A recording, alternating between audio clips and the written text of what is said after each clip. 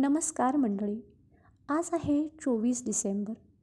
आपण रोज धावपळ करतो, प्रपंचासाठी कष्ट करतो, पण मनःशांती कुठे मिळते? आजच्या प्रवचनात अशा काही गोष्टी सांगितल्या आहेत ज्या आपल्या जगण्याचा दृष्टिकोन बदलू शकतात.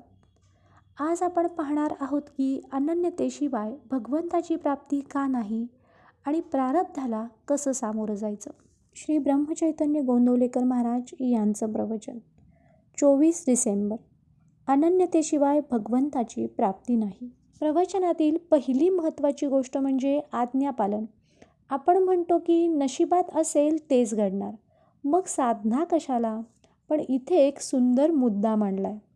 प्रारब्ध जेव्हा भोगायला येते तेव्हा ते आधी आपल्या बुद्धीवर परिणाम करते. वाईट वेळी आपल्याला चुकीचे विचार सुचतात, पण जर आपण सत्पुरुषाच्या किंवा सद्गुरूंच्या आज्ञेत राहिलो तर त्या आज्ञेमुळे आपली बुद्धी तळ्यावर राहते. विचार काहीही आले तरी त्याप्रमाणे वागायचे की नाही हे आपल्या हातात आहे आणि म्हणूनच मनुष्य श्रेष्ठ आहे. आपली बुद्धी सावरण्यासाठी आज्ञापालन हे सर्वात मोठे शस्त्र आहे. दुसरी गोष्ट म्हणजे आपल्यातील विकार, काम, क्रोध, लोभ. आपण यांना नेहमी टाकाऊ मानतो, पण प्रवचन सांगते की हे भगवंतानेच दिले आहेत, त्यामुळे व्यवहारात त्यांची गरज आहेच. महत्त्वाचे हे आहे की विकारांनी आपल्यावर सत्ता गाजवता कामा नये.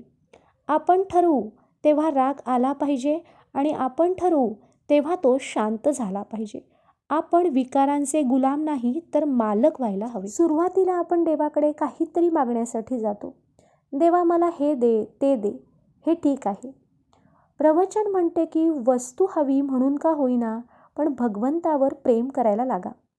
हळूहळू त्या वस्तूचे प्रेम कमी होईल आणि फक्त तो उरेल. प्रपंचात आपण खूप कष्ट करतो, पण समाधान मिळेल याची खात्री नसते. परमार्थात मात्र तुम्ही जेवढे जाल तेवढे समाधान वाढत जाते. सर्वात मोठा अडथळा कोणता असेल तर तो म्हणजे आपला खोटा अहंकार. हा खोटा अहंकार घालवण्यासाठी भगवंताला शरण जाणे आवश्यक आहे आणि ह्यासाठी सर्वात सोपा मार्ग कोणता तर तो म्हणजे नामस्मरण. नामामुळे भगवंताचे प्रेम आपोआप निर्माण होते. कोणत्याही परिस्थितीत नामाला सोडू नका. तर मंडळी, आजच्या ह्या विचारातून एकच शिकूया.